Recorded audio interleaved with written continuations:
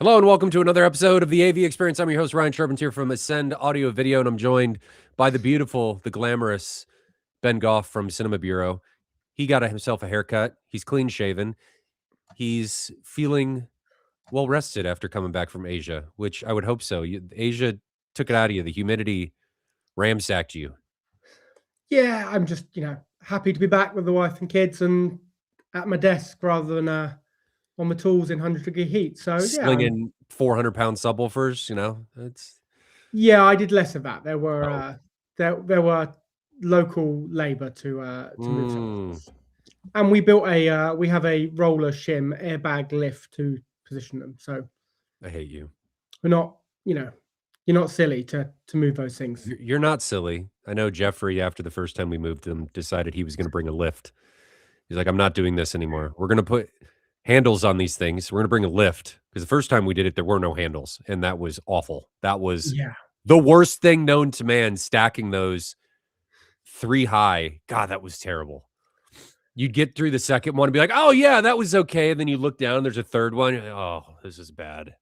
Somebody's my first of those was actually even smaller things. It was putting Pro 12s on the ceiling in Denver in the Ascendo Trinov Austrian Acoustica room. Yeah. And there's people talking. Peter's basically having a meeting with one of their dealers in the room while we're trying to build it. And you're trying not to die. Right, I'm struggling. And I'm sitting there with Peter's son, Nathan. So me and Nathan are up a ladder trying to lift this speaker that's on a big metal plate with a threaded bar through it. Yep. We've got Maurizio's son-in-law on the roof of the room, ready with the bolts to bolt it in place. Yep. And we're like fine navigating it, trying to listen for Marco on the roof. There's people talking. And I'm just struggling. And it only dawns on me, like Maurizio's like, oh, come on, guys. Like, I can lift one of those on my own. And it dawns on me that I had landed in Denver that morning and we're at altitude. Yeah. You did it at sea level, buddy. Yeah.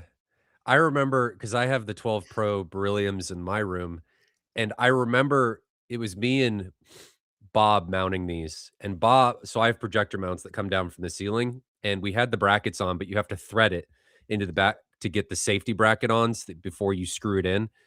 And I remember it's like a scene from, now, I won't say the original Punisher, and I don't remember who the guy was, but he's like plyometric workout, and he makes this guy hold out his arm with a grenade way out reach, and I'm standing there, effectively shoulder pressing this speaker like this, and they weigh 60 pounds, and Bob cannot find the hole, and we had to do this 6 more times, and it is just awful. You think, oh, that's not going to be that bad, and then it turns out to be really bad. But anyway, this day in Denver was after having already put in, I guess, is it 24, 21s? It's always after doing a bunch of other stuff. Right. It was a big wave. Was it? No, it must have been 16 21s, I think it was. I think it was 8 each end of the room, that room. So, we were obviously already relatively tired. And the altitude, the first day at altitude. So, it was fun. Yeah, it always is. So, it always is, but you make do. I definitely now try and work smarter, not harder. Smarter by having somebody else do it. Hey, you're young, you do it. Yeah. Yeah, that's the way to do it. So, today's topic, direct view versus projectors. Direct view is getting cheaper. I want to know, you and I have zero preparation on this because we were going to do frequency versus time, and you said, oh, we've already done that. And I don't know if we've done that, chat. You'll have to tell us if we've done that, but Ben did we not cover did. That in the first live? We covered that. Did we? Or did we not? Oh, we did. I don't know. Yeah, we did. Sure, we did. Maybe we did. But anyway, we won't talk about that. We'll talk about direct view versus projectors, because I think there's some wins that each one has on their own. Right. But I want to know which one you favor. I think I know which one you favor, but you and I have never talked about this. We've seen several rooms together. But it's always interesting because there are clear winners for each, depending on how you're looking at it and what they excel at. So let's start by this. And guys, take this for what it is. Direct view historically are very expensive. So Ben and I have seen some amazing direct view displays. Don't think that we're trying to be elitist or anything because of the question I'm going to ask Ben here in just a second. Um, there is quite a big difference when you go up in price, especially Right. in direct view Sure. LEDs. So don't think that we're saying, "Oh, you gotta buy this wall or this direct view display in order to have a good." Don't think that. This is just the extremes. And that's a lot of what this podcast and stream is. It's extremes, right? We've seen a lot of stuff. We've been in a lot of rooms. And when you've been in that many rooms, you have a tendency to chase percentage points and you get really specific and kind of anal about things like, oh, I can hear this being a problem and this is being a problem. So don't think that we're saying, oh, this is a problem and that we would never enjoy something that maybe has that issue. It's just we're very nitpicky when it comes to this stuff. And I think anybody that would be that way if they've been in the industry, like even a car mechanic, when they've been doing it for so long and they start noticing these really little idiosyncrasies and stuff in cars, they may say, oh, well, it would have only taken them this much time in order to not have that problem. It doesn't mean if it does have that issue that's a bad car. It just means they're being really picky about different things. That maybe was a terrible analogy, but you guys get the idea. So if you had to pick a direct view LED wall to live with, regardless of price, which one would it Right. be? Well, I guess the first thing there is that you've already narrowed that down to a direct view LED wall, because that's not all of direct view, right? So, I guess that's fair. we've got a demo room here with a 98-inch TV in it. Okay, so let's say Um, if you so had to pick a direct view, not an LED wall, but a direct view in general to live with, what would it be? it will depend on the room I'm going to put it in. Oh, Okay. I apologize. I have got somebody trying to get into my unit. Give me literally 30 seconds. I've got a delivery coming. I'll be literally 30 seconds. So it's interesting that he said that because I took this conversation more as direct view LED, but he does bring up a good point, especially since TVs, just direct view displays in general, are getting bigger. I mean, TCL is launching a 115-inch display. They've already launched it. LG. I'm just talking about how TVs have gotten a lot bigger and they're Yeah. not LED walls. I mean, some of them kind of are. They're LEDs, but they're not what you would think of like individual panels and stuff that you have to put together. They're just one direct view. Yeah. And they've come down in price massively. Significantly, yes. I remember 100 to 120-inch that were hugely expensive. And, they were so expensive, the cost of putting them in silly places wasn't a deal breaker. So now nobody is going to close a road and crane in a $3,000 TV. Can you imagine? Right? You're not going to do that for a $3,000 TV. Somebody might. Sure, but when they used to be $100,000 for a 100-inch TV, that was, the cost of getting it into the room Yeah. was just a part of that cost of buying a $100,000 TV. Yeah. I know Future Automation made a great bracket that in a yacht, like when you put these 100-inch plus into a yacht, you're never going to get it out and you can never get another one in. You build it into the boat. So you make you drop two in by crane as you build the boat, one behind the other on a super strong pull-out bracket. And when after however many years the first one fails, you cut it up with an angle grinder and pull the spare one forward. Now you've got another 10 years. And when they were 100 plus thousand for a 100-inch telly, that's the kind of crazy thing that we do with them. But now, what's a 100-inch cost? Like, what's the lowest cost 100-inch you could buy in the US? $2,000? Yeah, something ridiculous. So, it wasn't that long ago that the only way to get a 100-inch screen was projection at a reasonable price. Mm-hmm. But now that is, you can do 100 inches for almost no money at all. That's, without being facetious, that's kind of throwaway money, isn't it? Like $2,000 for a 100-inch screen. That's I mean, Now, yeah, is in it in is it some gonna respects. be is it gonna be the best screen in the world? Maybe not. So No, then it'll probably be abysmal. you start to balance that. Okay, well, a really good standard TV, up to 100, 120 inch. There's a few brands doing those sizes. Still probably sub $10,000. Mm, I don't know. I haven't seen a whole many of them. My favorite historically has been the LG OLED, the Mhm. 97-inch OLED, and I think you can get them pretty regularly for I haven't tracked prices in several months, but several months ago for like 15 grand, and Right, it's really good. Like, it is a phenomenal display. right. So, if you compare that to, well, that won't even buy you a JVC NZ700, right? So that won't get you into the It'll get you first. 700, it won't get you an 800. Okay. So the joy of a JVC is the incredible black levels. Uh-huh. Well, if you're only going to 100, inch, Yeah. an LG OLED at the same price, same size, Uh-huh. okay, we were not going to lose on black level. No. Like, so suddenly it's an option. Um, there is there's pros and cons for both at that point, but it needn't be you've got to spend $250,000 on a direct view No. LED wall. Now, But with the TV, even if it's only geez, I'm saying even if it's only 100 inches, it's still a huge TV. What do you do with the center channel? and that's going to be Yes. the biggest challenge, isn't it? And that becomes more of a challenge the bigger these things get. So your original question of which would I have, Mhm. I guess, right, well, I can't have the one I'd want because they won't sell me one.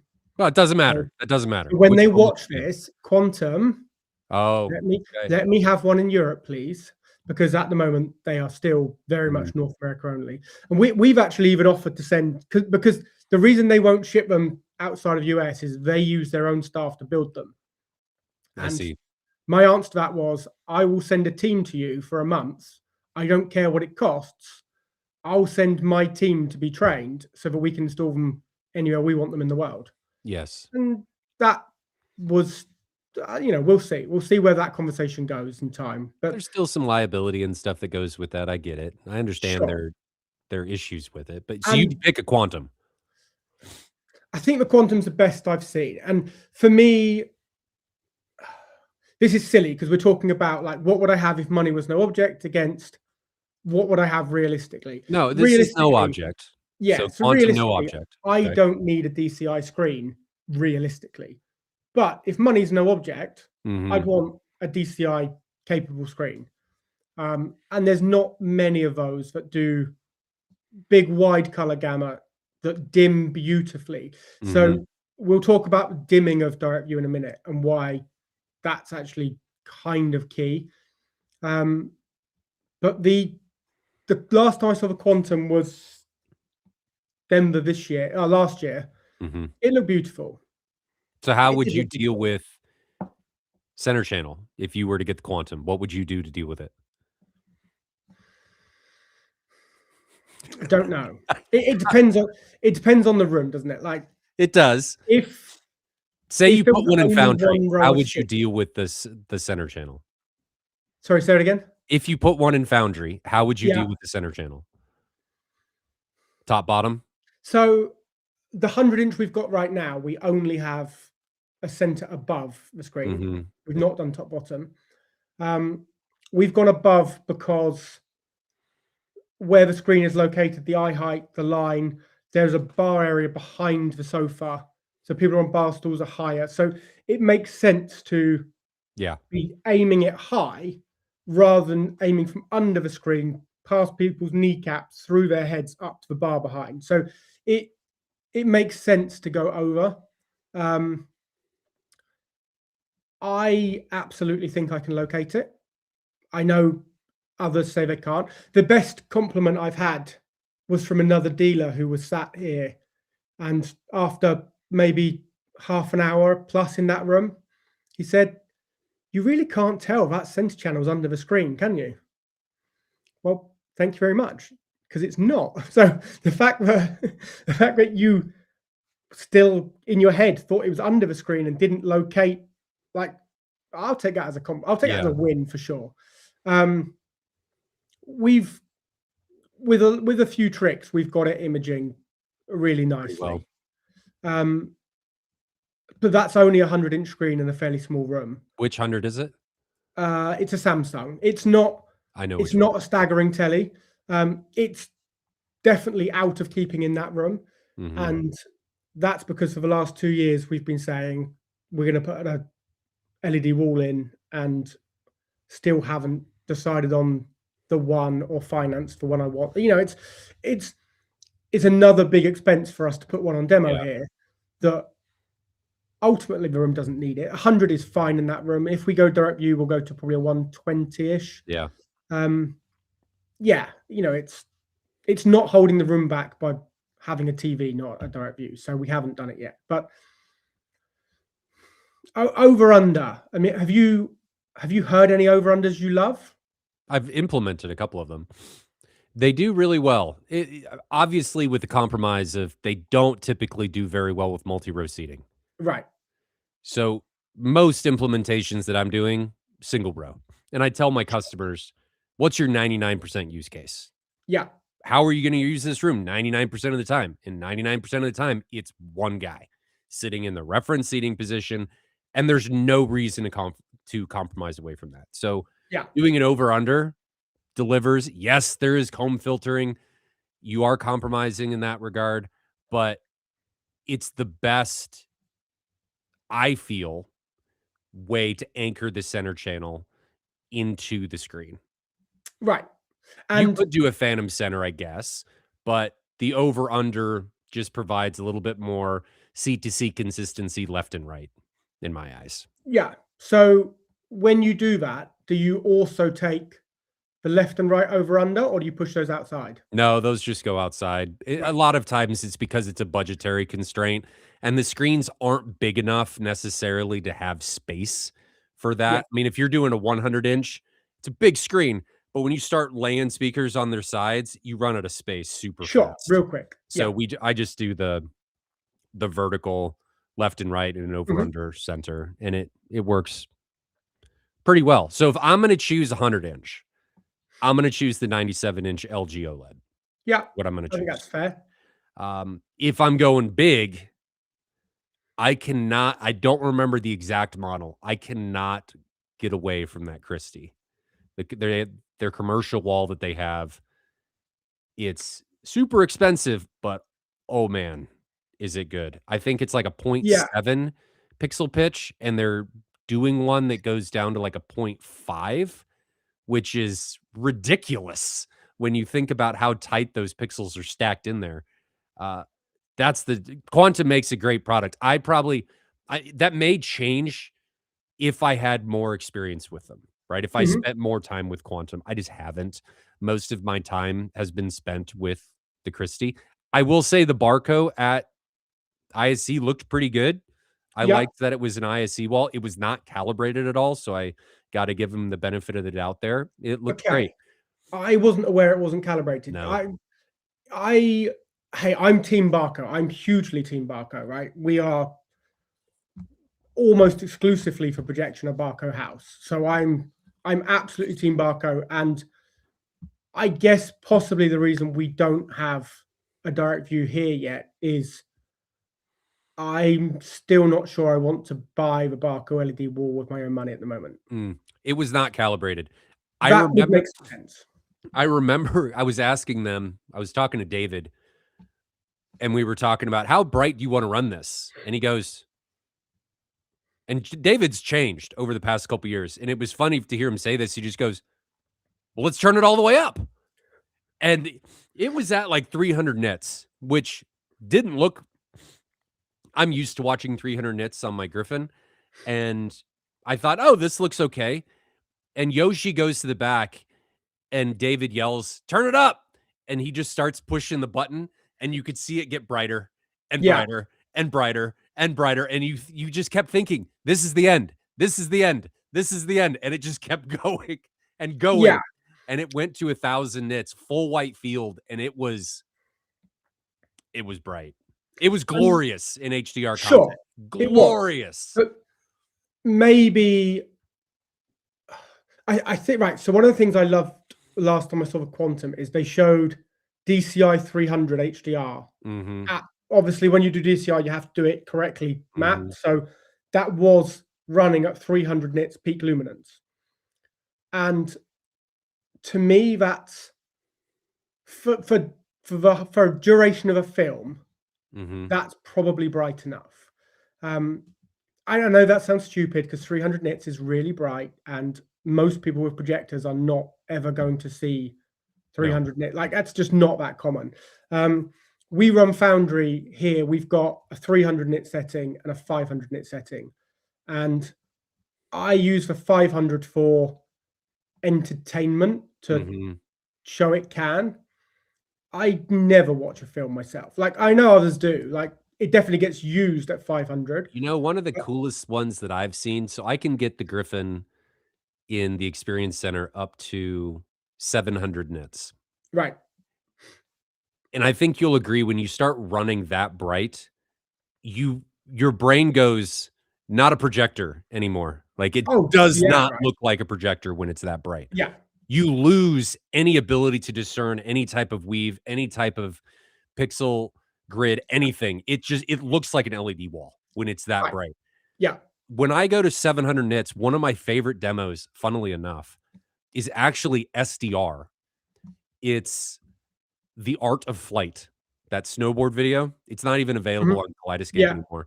When you turn it up that bright, the first comment invariably out of everybody's mouth is, "I feel like I'm outside on the mountain," because it is the whole room, and I have a black room, is Yeah. white from Yeah. Oh, absolutely. the light reflecting off of the screen, and it doesn't because you're I think a lot of it comes down to what your brain expects.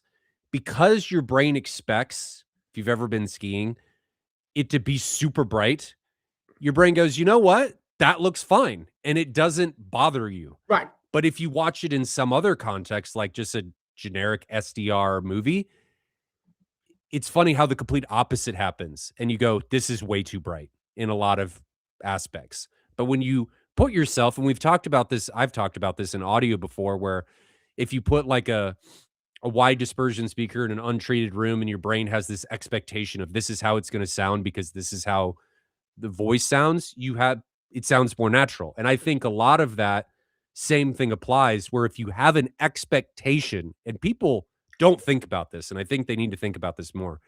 If you have a subconscious expectation for this is how it would be normally, you're gonna Mhm. be much more apt to be okay with it Right. subconsciously, and it's not gonna break the immersion for you. Yeah. So And, I would agree 300 nits though is that sweet spot. often when we jump to 500, we'll like we have some non-film content. So it's music video stuff Sure, that has a full white field in it that's really, 500 nits at that's nearly bright. 5 meter wide. It's a lot of light. But the movie clip we'll go to is the end of Lucy. So is it the Mhm. 99% bit when Morgan Freeman's in the all white room and it opens to that at 500 nits. And immediately everyone kind of winces and like, that's too much. Give it 10 seconds. Your eyes have adjusted. Now you're in the corridor, the rocket launcher. Okay, that's fine. Then it cuts to Lucy. Is she in Times Square or wherever she is? And the like, it runs back in time. Yeah. She's now sat in bright sunlight. I think she ends up on the cliffs of Dover, but like she's moving outside in bright sunlight. And when you look, you can't tell me she doesn't look like a person in bright sunshine outside. Like it Mhm. looks completely real. Now are you chasing realism or are you chasing cinema? Um, I don't know. Like I wouldn't watch it that bright myself for a film. Like it doesn't. It's not personally to my taste to watch that bright for a whole duration of film. Well, that maybe isn't true. There probably is some films that it would work for, but I think it does lose some. cinematic. It's not like I've ever seen it presented theatrically. Mhm. Therefore, like I have a bit of a disconnect. But there are definitely some films it just works. Like, okay, I'm guilty of watching Tron, the middle one, Legacy. Is it? What's the Mhm. second It's Tron film? legacy. Right. Watching that, even when we only had the SDR version of it, obviously now we've just got an HDR HDR version, but version. Yep. used to have an SDR version and just crank it to full power on the Barco. So there's no tone mapping happening because it's SDR. And like those light cycle battles, just They hit glorious, different. absolutely glorious. And it doesn't bother me that the director never saw it that way because in my mind, he's painting with light. If he could have thrown 500 nits at it, he would have done. Like he was not trying to hold back. He was throwing everything he could at full white light paths. Yeah. I gave up going down that pathway of watching how the director or cinematographer intended. What Right. is their intent? Who knows? You've There's got no idea. 5,000,000 different versions of the content. Who knows what the intent is? I'm all for having a conversation, and if I knew how they wanted it, I maybe feel differently, but we don't. I'm gonna watch it how I wanna watch it, and in a lot of cases, 300 nits is the way how I wanna watch it. And this is an interesting comment from Jeffrey. Jeffrey Mhm. Fry says, "For TVs, there's a misconception from TV owners that crap on PJs when they see that a typical consumer PJ can only hit 150 nits or similar when they think their OLED can actually hit 1,000 or 2,000 nits.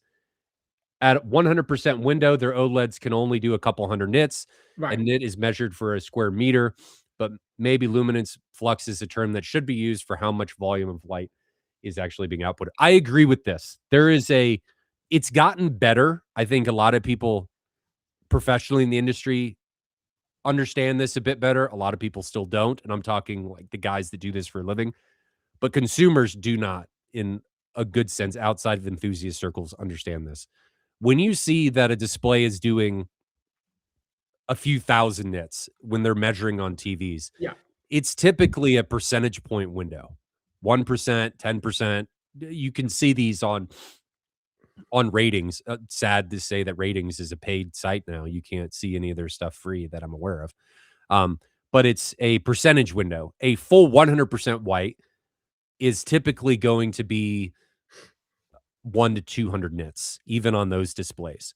Now, the displays that we've been talking about, when I'm talking about 1,000 nits on the Barco LED wall, that's full 100% white. Like, it is ridiculously bright. It's Yeah. not, "Oh, they shot a 10% pattern or 1% pattern square pattern, and that was 1,000 nits." No, it was full field Yeah. white, 1,000 nits, insanity. So a And lot of times when you're seeing the measurements from the big boys, like when you're looking at direct view LED walls or projectors, they're a lot of times full field white, and it is a way different, it hits way different. yeah, But the there other are some caveats to that, right? So the for the LED wall to do it, if it's a big LED wall and you're going to hit 1,000 nits plus full frame, bring power. Like that's not running off and bring a 13 AC. amp supply, right? That's going to need a lot of power, dedicated circuits. Like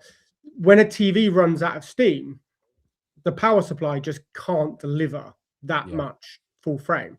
They are consumer devices that run off a standard plug. It can't, like, no one's selling a TV that I'm aware of. I might be completely wrong, but I don't think Maybe there's some anyone selling a commercial TV that, displays. sorry? There may be some commercial, like, Sure. But as TVs. a residential TV, no No, one's selling a TV that you need to run a dedicated circuit. You can't just plug it into the wall, right? So that's where they run out of steam, is the power supply just can't keep up. But the content also doesn't require it. So it's like HDR by Barco, the HDR commercial projection. The spec says that they have to hit, like the DCI 300 spec says you've got to hit 300 nits, but it's not full frame. nope. Like the commercial cinema, it's still, I'm going to say 48 nits, but I might be out. But I think it's 48 nits full frame that you have to be able to do across the whole frame, but then highlights are pushed to 300. So it can only shoot however many percent of the screen in highlights at any time. So I've seen the HDR by Barco look absolutely glorious. The film I saw in it last was terrible, but that's not the point. It looked It incredible. does look really good. I've seen And it at CinemaCon. It is right, really cool. and they can't do 300 nits full frame, but they don't need to because the content they are just doing highlights, Well, and that's fine. they're attacking it from a different methodology than somebody like Christie is with their variable dynamic range. They're focusing on, well, instead of doing laser dimming, they're using a dual projection system, Barco is, if I remember correctly, where they're steering light to a certain position and they're using another aspect in order to illuminate the entire screen. So they're going about the same problem in a different way. Yeah, kind of. It's not. It's a bit more complex than that, It but sort is. of. Yeah, It is. Um, I'm sad to, it's sad that it is way more complicated because it means the implementation is a lot more difficult and it's a set SKU that needs you yeah, need and certain hardware in it's order to do it's it. funny. It's actually the same chassis as a Nerthus. There's a big gaping hole in the middle of the Nerthus chassis Yes. that you open it up. You're like, that's wasted space. No, that's for another 6 laser banks Yeah. that turn this into a 50,000 lumen projector or turn it into the HDR by Barco projector. But there is a big chunk where more laser banks can be added. We'll never see it residentially in I a mean, we'll never see it residentially in a long throw projector. yeah. So that technology, I'm almost certain, will end up in short throw, but the laser hazard zone will become so extreme that it just won't work residentially.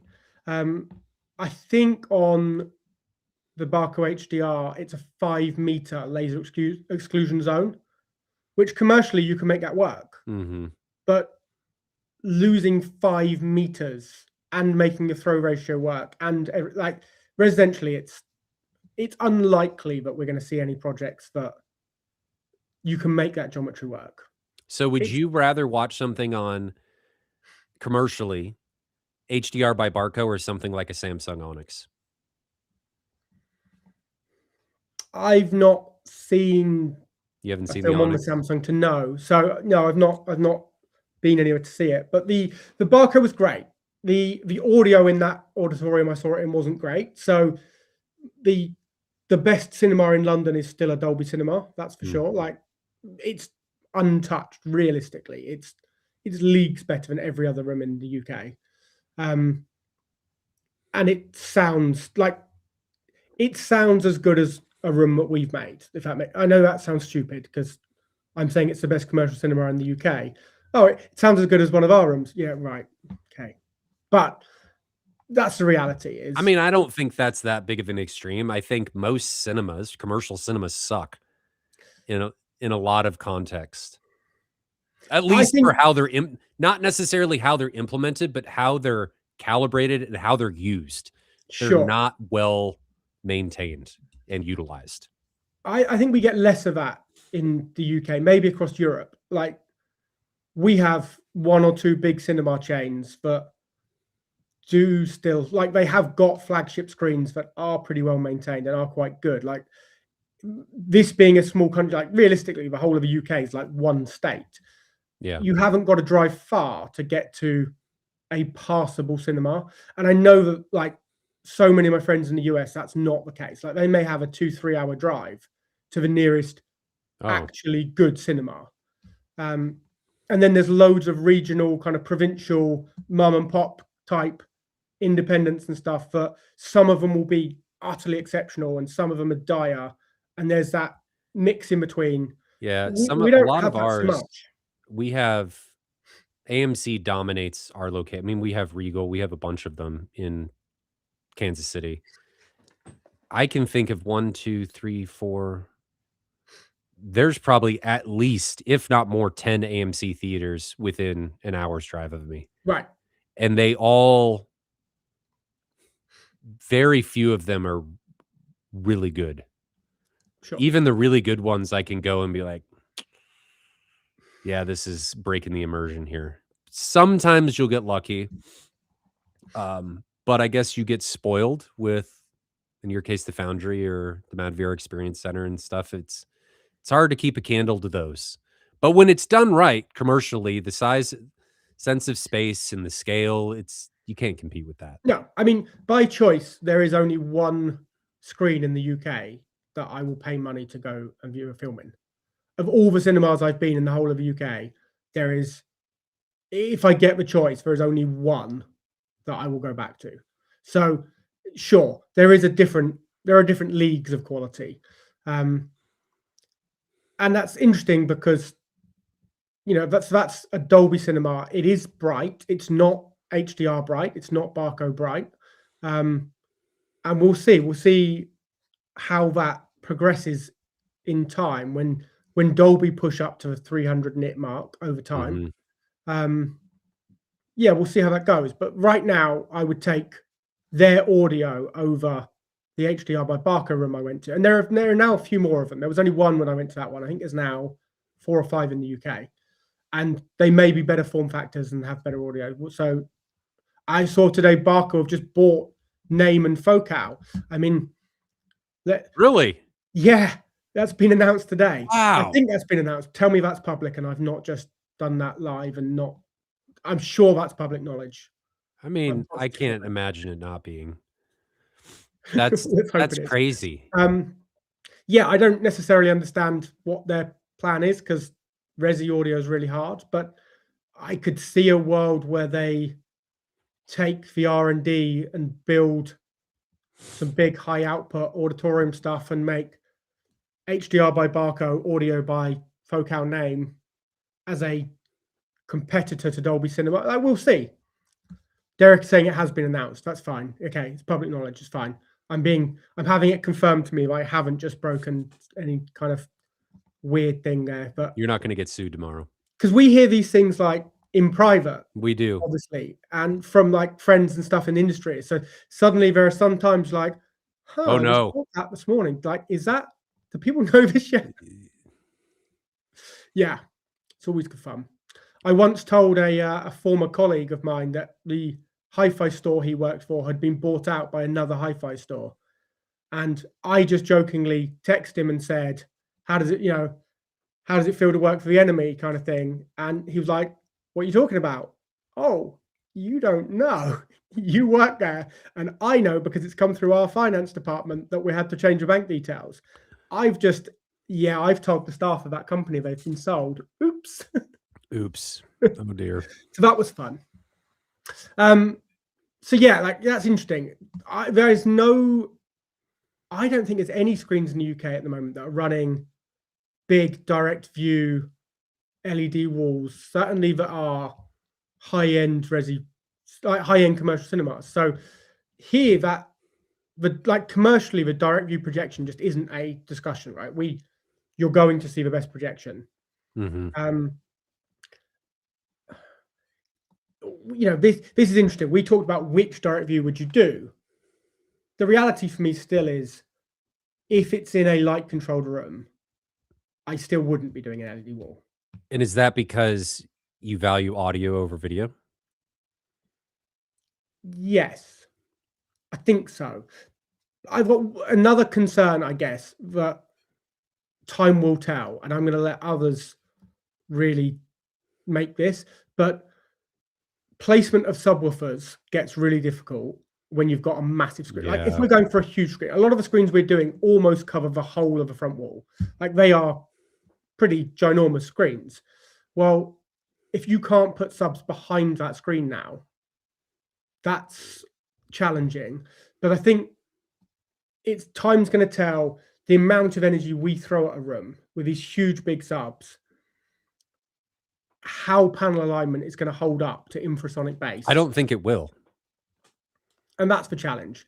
Like, there definitely are vendors saying that their systems will withstand it, year after year, and that the structure is strong enough that you throw 10 hertz at it all day long and it won't shake, it won't vibrate, it won't fail, it won't open cracks up.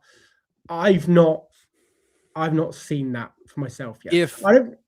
infrasonic bass, or just bass in general, is eventually going to back screws out, I can't see it, an LED wall handling that for substantially prolonged periods of time. Eventually, it's going to cause issues. How big those issues are, I don't know, but I Right. don't think it's going to be like it the day it was deployed. And that's And just a guess. I mean, we don't know. sure, but it's a problem that you just don't have with projection. Like in these big rooms, the projector won't be in the room. So I guess, yeah. it like we've got the ability to isolate it really well from the abuse that you're like the amount of pressure you're throwing because we take it outside the room. Well, would I want to put Nerthus inside our demo room, physically inside the room? Not really, because I paid for it and I Yeah, it'll know how much like, you know, it's an abusive amount of pressure when we choose to, not day to day, when we want to show what it's capable of. We're throwing a lot of energy around, and it cost me quite a lot of money, that projector. that's fair. Yeah, that's it's let's put it this way. It cost me enough to clear the mortgage on my home, which my wife loves when we joke about why, maybe less joking, when we talk about why we still have a mortgage, but yet we've paid in full for Nerthus. That's sometimes an awkward conversation. Let's not risk breaking it. Yeah.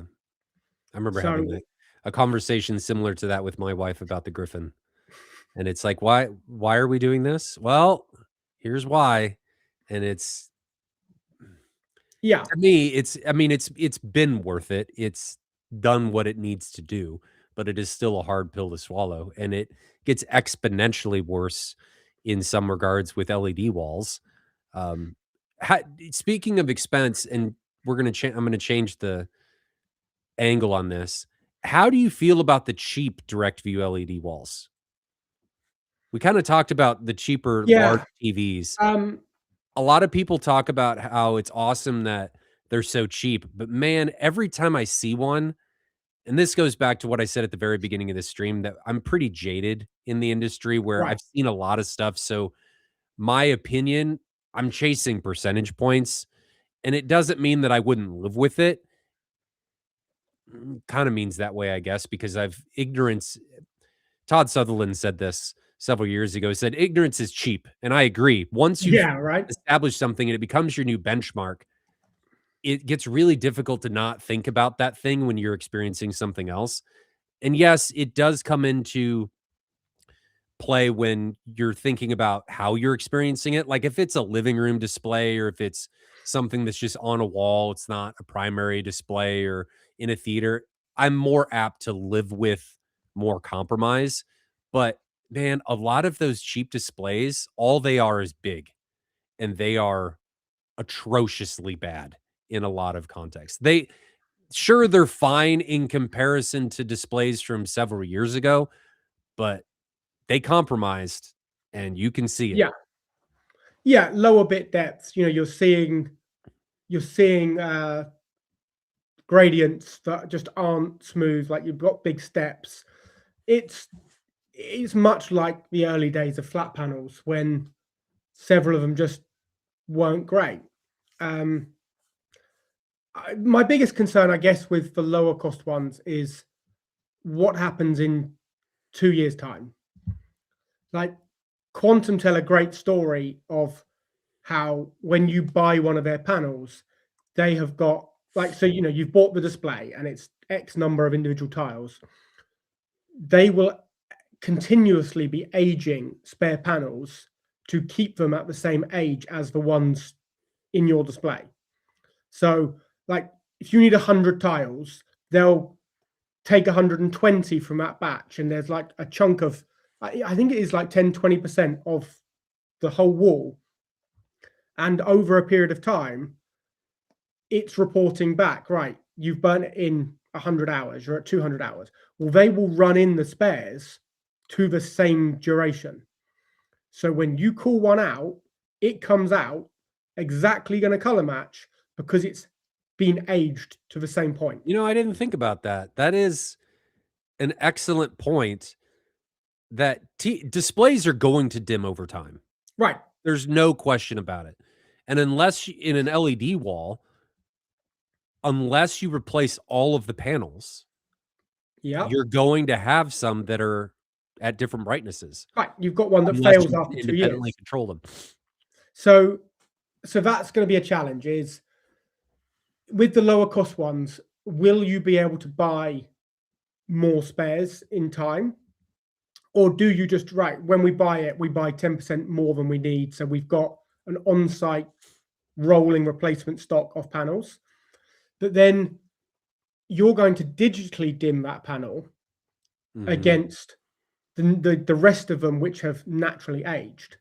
And I think the biggest difference from the really good panels to the lesser panels is how naturally they dim down and how much control they've got. So, like, you'll see this on a normal LED light bulb. Like, if you dim them,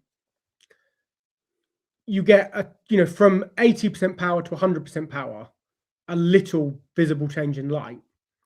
At the lower end, like from 5 to 10%, it's probably got twice as bright. Like, they change, they're just not linear at all in how you adjust that power. And we've got to keep them dimming in a linear way, but that, like, it changes. So if you want to scale the whole thing down now, right, we've got 1,000 nit capable wall, and we actually want to run it DCI 300. So the peak is 300, and now effectively we want to use all of our dynamic range between 0 and 300. It's got to do everything in 0 to 300, all of that dimming as beautifully as it does in 0 to 1,000, and your average levels got lower. And I don't think the cheaper displays do it well. I think they need to be run kind of hot, like, so that you're in the higher end of their output, and then they dim. Like, the relative dimming seems fine, and that's great if you're in a, where do you really put a big LED wall? In a penthouse overlooking Miami Harbor or something, right? That's its ultimate spot, where the view is so valuable to you that you're going to damn well leave those blinds open because you've paid for that view. Whether you're watching a film or not, you've paid for that view.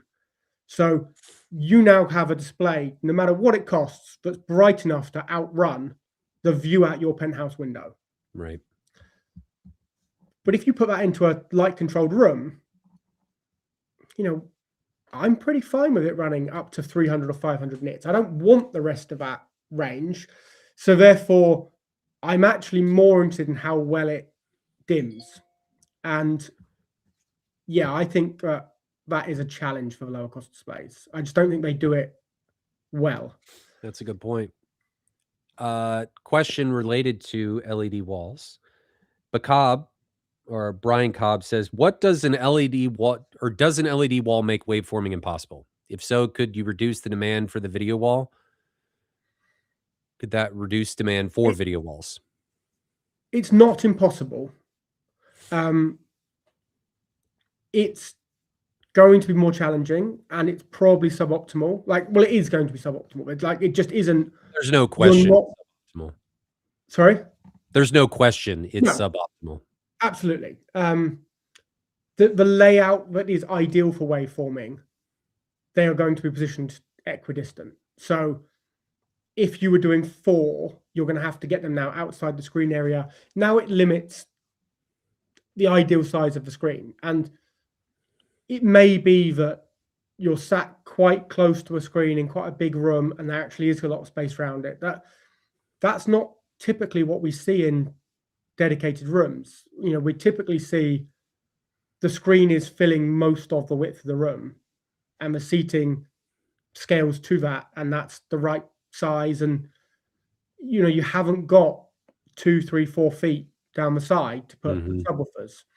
So it's a challenge. It will be interesting over time to play with different subwoofer configurations and see how close we can get.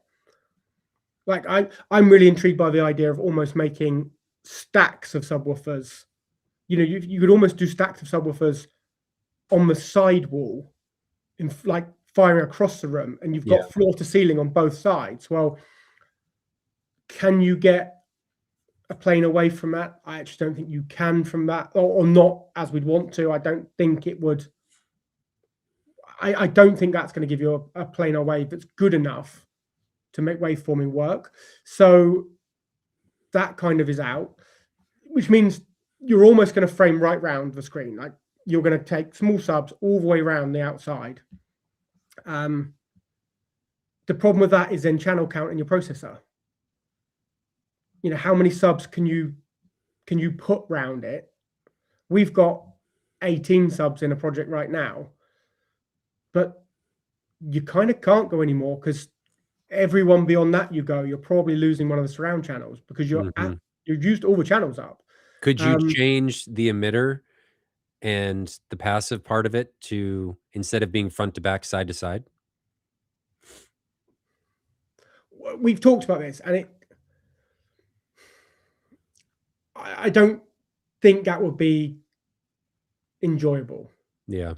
Because you do feel that wave come, like you're getting that wavefront. That wavefront, like when you get that to work properly and that wavefront comes at you as a cohesive wavefront that hits you from the front, it's really pleasant. Do you want that hitting you from the side? Mm-hmm.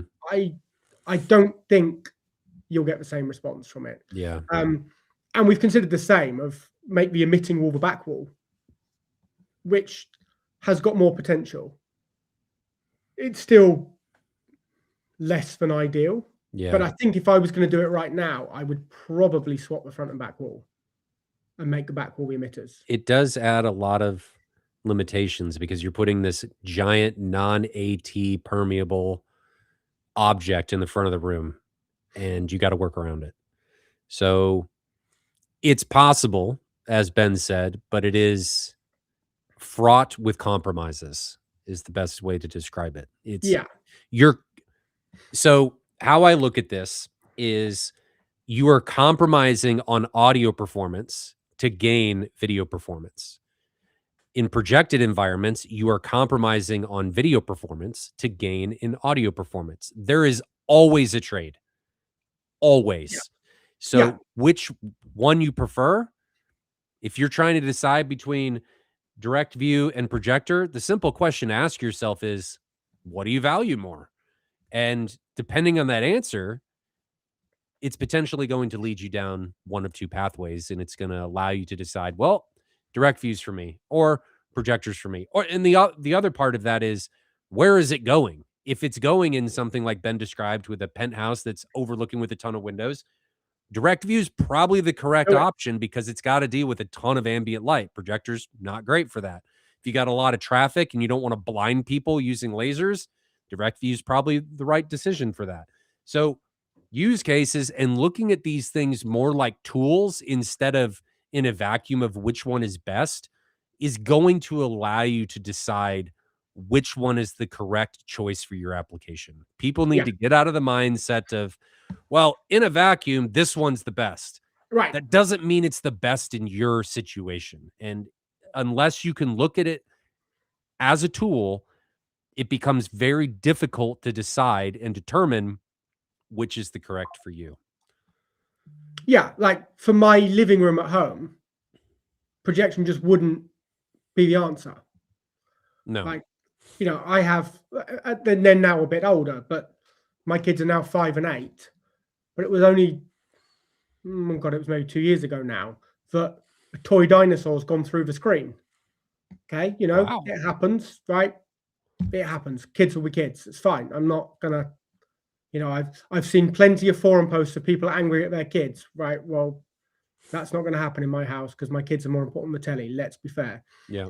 But I can put in a low cost, like the TVs in my house right now, all of them are under $500 because the kids play with balls. They play, you know, they're throwing stuff around. They're chucking things at each other. Like, and they're not lawless kids. Let's be fair. Like these are well-behaved kids, but kids will be kids. Mm-hmm. And I do not need a whole great big wall of projection screen that they can't touch. Like the TV's always got fingerprints on it. Let's be honest. Like they touch it because they're so used to, they've grown up with touchscreens. Like everything's a touchscreen. Why isn't the TV a touchscreen?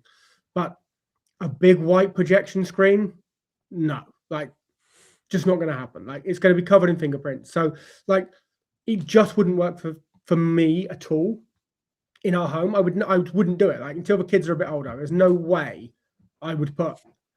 You could have a motorized drop down, but then you like that's not how my family live. Like, Yeah. the kids just want to watch Bluey, and they want to watch Bluey now. So they're not waiting for a screen to drop out the ceiling. Work within the limitations of the space. Pimkey asks, when using smaller subs around the screen, this is going back to what you were saying with DirectView LED, would all of them need to be individually controlled for waveforming? Yes. Hyperlisten 3DIs, which consist Ah, of three 8-inch subwoofers. They are compact but powerful.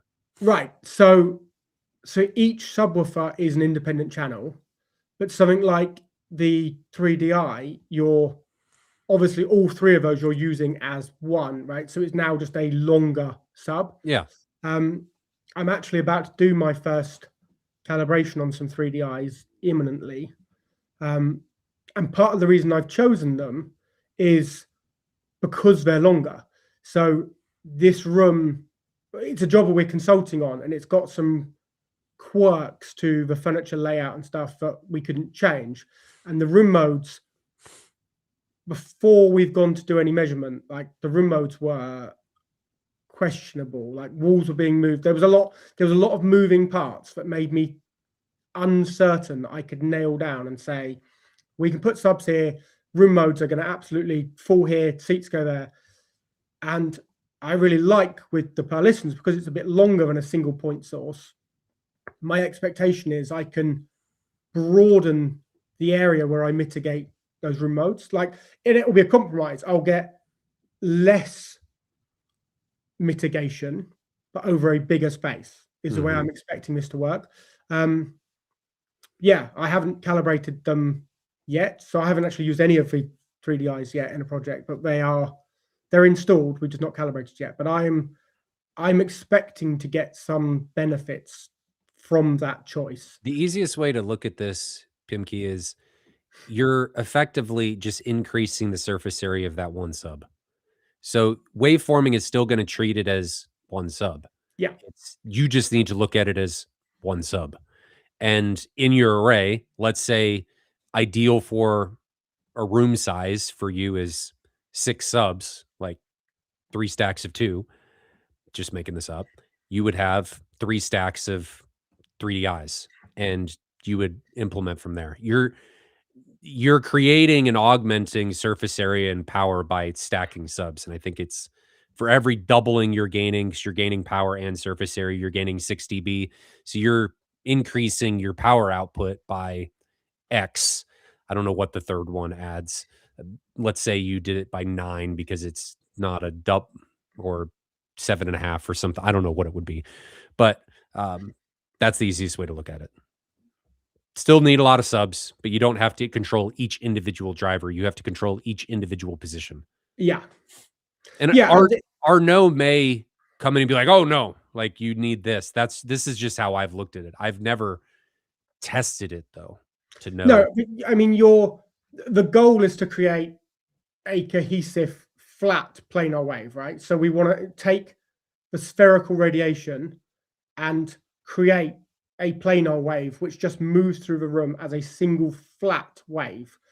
Where waveforming is clever is it can steer that wave. That's one of the really clever things, is that wave, once they've timed it to be planar, it doesn't have to move straight through the room. Like, if you've got a riser, that it can essentially be designed so that wave moves up the riser.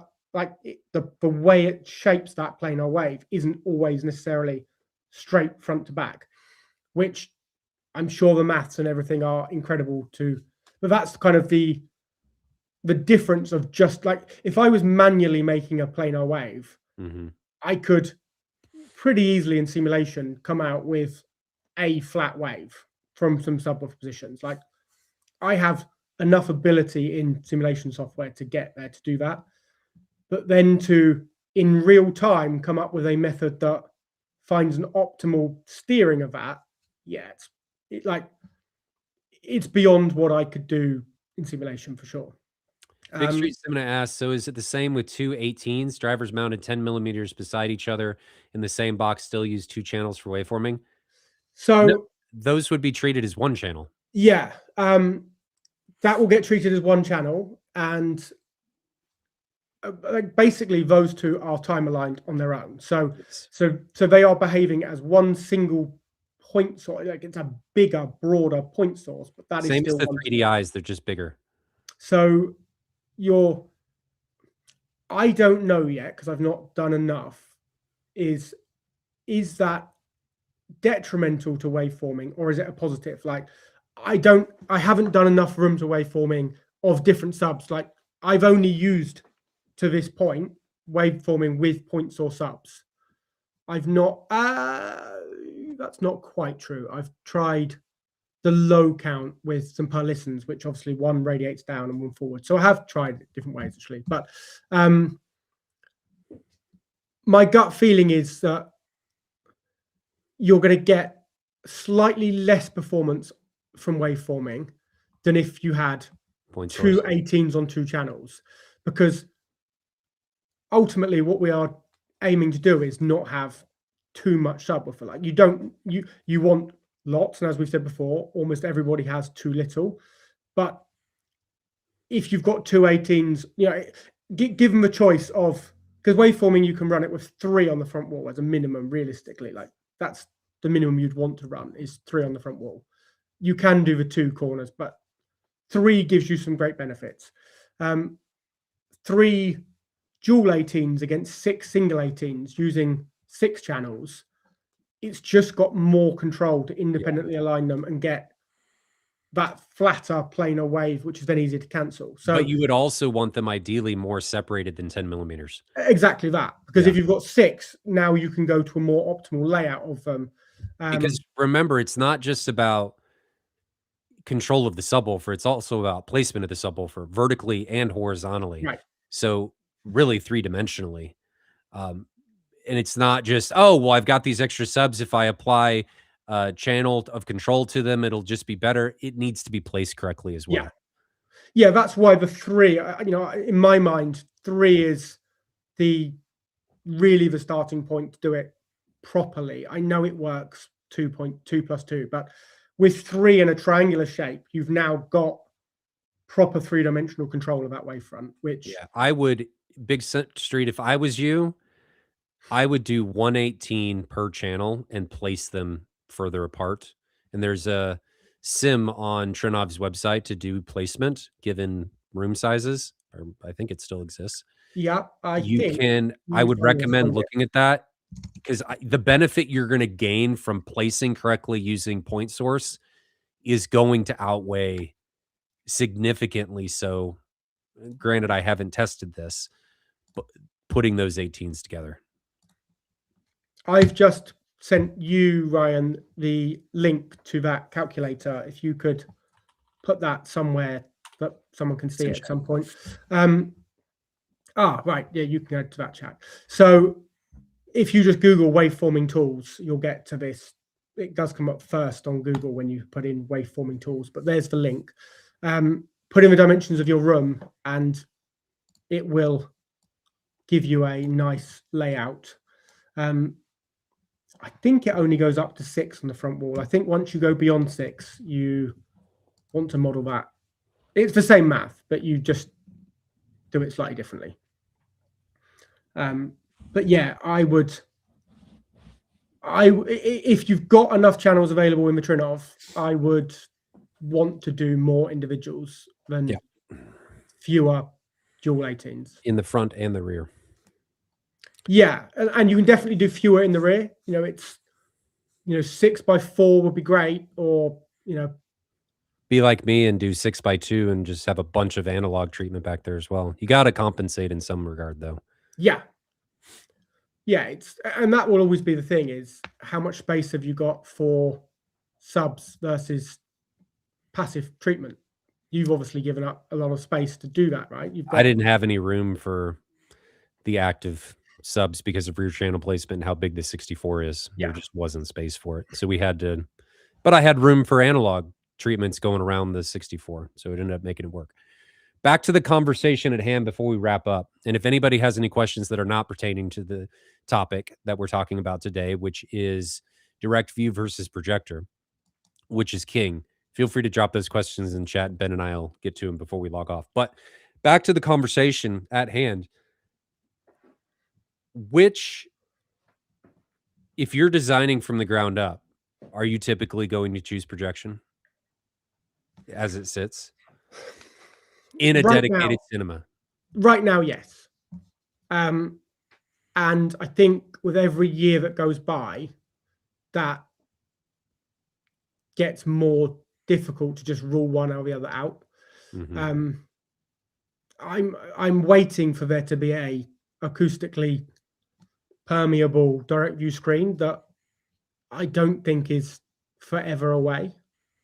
Um, we'll see, but I mean, it gets more and more difficult as pixel pitch goes down. But I don't think it will be forever away. But we see. Mhm. I'm not going to call it transparent because it won't be, but it will be translucent of some kind. It will be, Be like a perf screen. yeah, on that kind of form. Like I don't think we're going to be waiting forever to see those. And with the video quality getting better and better on them, pixel pitches getting smaller and smaller, heat output is It's come getting down more manageable. significantly. So it's not beyond the realms of belief that we would start even in a light controlled room, choose to put a big direct view in. Mhm. We're getting closer. We're not there for me personally yet, but I totally get why some people would want to do it. Yeah. Um, it's difficult, isn't it? Because like, if you want ultimate black projection, you're going to go with an eclipse, And even then, it's so much impacted by the room. right? It's tough. Sure. So if you want, and I say you're going to go with an eclipse, I'm being really facetious, forgetting about the fact that for most people, a JVC is Mhm. absolutely the end game projector, right?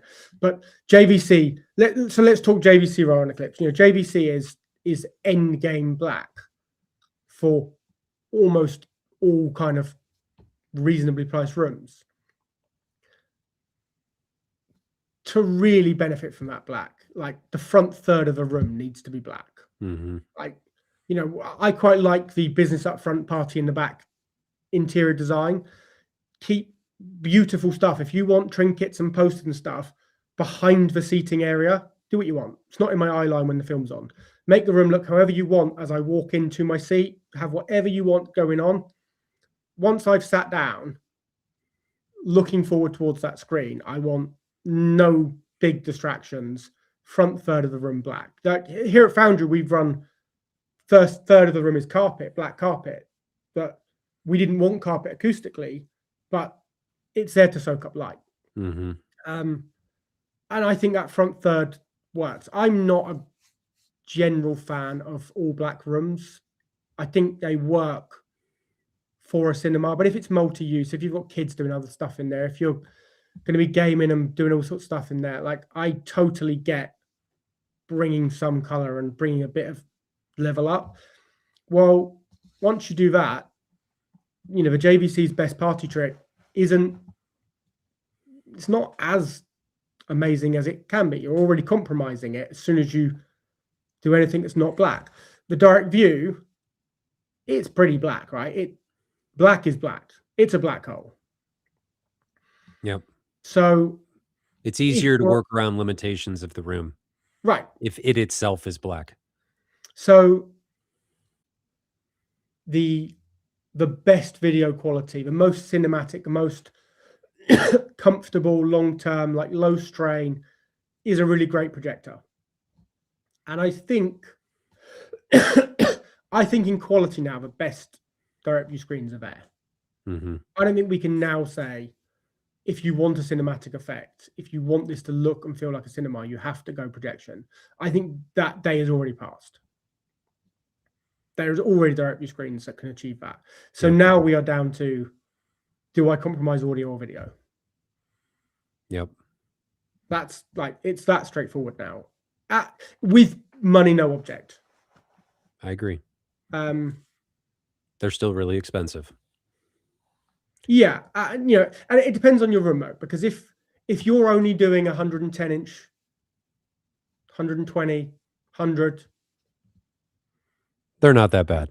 you're not putting the center channel in that bad a place if you're only tucking it under a 100-inch screen. Still Depending not on, ideal, but yeah, I get what you mean. it's not as bad as doing it on a 220-inch, and suddenly No, you've got it like, the upper one's at the ceiling. 25 feet Yeah. away. And it's relative to room size and distance, right? But it's, yeah, there's an hour and 10 minutes of it depends. That is true. Always depends on what side of the coin you're on to which side of the coin you're going to prefer. So direct view versus projector. I personally am going to prefer projector because I value audio over video. Right. I look at it as audio moves me. I've never been emotionally moved much by just video. Audio with storytelling, you can do it audio by itself in a lot of contexts. Video, it's much more difficult. And I just get more out of the auditory experience than I do video. So I value that part of the equation more. And therefore, I want to put emphasis on it. And Right. I'm unwilling to compromise on it as much as possible. Where on the opposite, I am willing to compromise the video in order to achieve greater gains in audio. That's my perspective of it. It doesn't mean it's the right answer. This answer is subjective heavily, and it is going to depend on your own life experiences to Yeah. dictate which one you are going to prefer. Isn't it mildly irritating though that the goosebumps, the hairs on the back of your neck, those real emotional draws? Did we lose Ben? Let's not be unfair, but it's easy, isn't it? Say that again. We lost you. It's a shame that the hairs on the back Mhm. of your neck, the goosebumps, those deep emotional connections, that's difficult to achieve. Oh, yeah. Video's easy. Like video, I mean, I know I there are won't video say it's experts who are easy, great. but it's easier. There are more less variables that impact it Yeah, than audio that you have to take into consideration. I mean, look at these rooms. We're using the majority of the room to deal with audio, and you're using, granted, the entire room does affect contrast or interesting, all of that. It does get affected. Even direct view LEDs get affected by it, depending on colors. The party in the back still affects the non-party up front. It still happens. yeah, But we're talking about needing, in the last job you did, 18 subwoofers and spending obscene amounts of money in the pursuit of perfection that you'll never obtain for audio when you're able to deliver and get really good video, yep, not thinking about nearly it that much. yeah, So, yeah. It's maybe the reason we love audio so much is because it's hard. Because you see mm, perfect video day in, day out, like as good as you'll ever need it to be. And if that doesn't move you any more today than it did last time, that's as good as video gets. yeah, I But don't know that I feel that it's because it's easier that I don't value it as much. I think it's, we in our everyday lives have a much more emotional relationship to audio than we do mm, with video. yeah, Um, I just think that's how it is, at least for me. It doesn't sure. mean it's that way for everybody, but No, I get it. And I just find it fun that you can get to end game video without too much trouble. Like for yeah, most people, you'll get to video that they never feel the need to upgrade it further. yeah, But audio, pretty much every time you go in a better room, like you hear a friend's room or you hear a demo system or something, like you just recalibrate your expectations. Like I don't remember the last time I saw an image that made me completely rethink everything I thought I knew about video and say, sure. right, the game just changed. It's a new era. This is everything. All bets are off now. Like everything I've seen to this point is dead to me. I mean, the best way that I can describe it is you can get a really good video experience by just getting a mid to high grade OLED and plopping it in a room. That ain't Yeah, gonna happen with audio. no. But then when you do experience audio that is a league above anything you've experienced before, it reframes everything in a way that you need it. Like, because you don't know how good audio can be until you hear it. And Mhm. even now, having done this for so long and being in the finest rooms in the world, we push limits and we push a bit further, and new things come along, like waveforming and different subs, and the speaker itself hasn't. They don't evolve, right? It's All a about how you use it's a it. magnet and a voice cord, right? It's not some crazy technology, but the gains we're still getting in audio year after year after year at the moment. I feel like with there is big leap still, and it's really quick. Like, you hear a room that's leagues better than you heard before, and now I need it because now I know that's possible. Well, that's what happened with the Mad VR Experience Center. Listening to the Swans in the 64, it was half a second, and I was ripping apart my room trying to think about how can I make this work. Yeah, And yeah, that relationship that you have with audio is just, at least for me, I don't want to speak for everybody. It's very, very different. So we'll wrap it yeah, up there. Don't see any more questions, but if you guys have suggestions for other topics, please do feel free to drop them in the chat. It's always good having these conversations. Always good having you, Ben, on. Um, Thanks to Owen for helping us get you so we could broadcast to your channel. I'm not sure. We'll have to check yeah. I after this if think it it will did. start from next week. It It'll will start go from over to that channel. next week or later this week, but we will hopefully be streaming more consistently now that Ben is back from Asia and feeling well after Asia kicked his butt, and I'm feeling well after the flu kicked my butt. But we'll wrap it up here. So hopefully you guys all enjoyed that. Thanks for joining us on this European evening and American morning. Enjoy those home theater journeys. Stay safe out there, and we'll see you guys later. Have a good Cheers, one. guys.